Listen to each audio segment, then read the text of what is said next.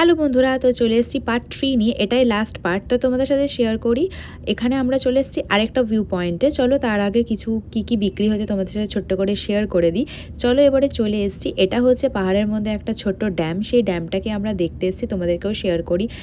অপূর্ব মতো জায়গাটা, চারিদিকে বড় বড় পাথর দিয়ে পাহাড়, আর মাঝখানে ওই ছোট ড্যামটা।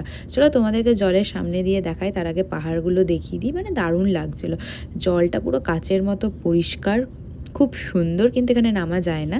তোমাদেরকে দেখিয়ে দিই, এই যে জায়গাটা দারুণ। চলো এবার আমরা পেট পুজো করে নিই। চলো, আমরা আগের দিনই খাবার দাবার বানিয়ে এনেছিলাম, এখানে একটু গরম করা হয়েছে একটা গ্যাসে।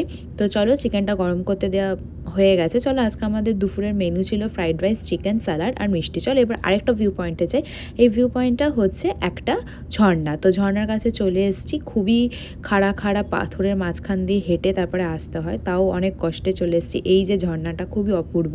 এবারে চলো আমরা গাড়িতে উঠে পড়ছি, বাড়ির পথ ধরেছি। দারুণ দৃশ্য, এই পাহাড়ে সূর্য অস্ত যাওয়ার দৃশ্যটা খুবই সুন্দর। এত সুন্দর প্রকৃতির দৃশ্য, সত্যি দু চোখ ভরে না দেখলে এত সুন্দর কেউ বুঝতে পারবো না। জানি না তোমরা ভিডিওতে কতটা বুঝছো। তো আবারও বলবো, যারা সত্যি এখনও পর্যন্ত অযোধ্যা পাহাড় আসনি তারা অবশ্যই ভিজিট করো। চলো আজকের মতো বাই, সবাই খুব ভালো থেকো, সুস্থ থেকো, দেখা হবে পরের একটা শর্টসে। Bye bye.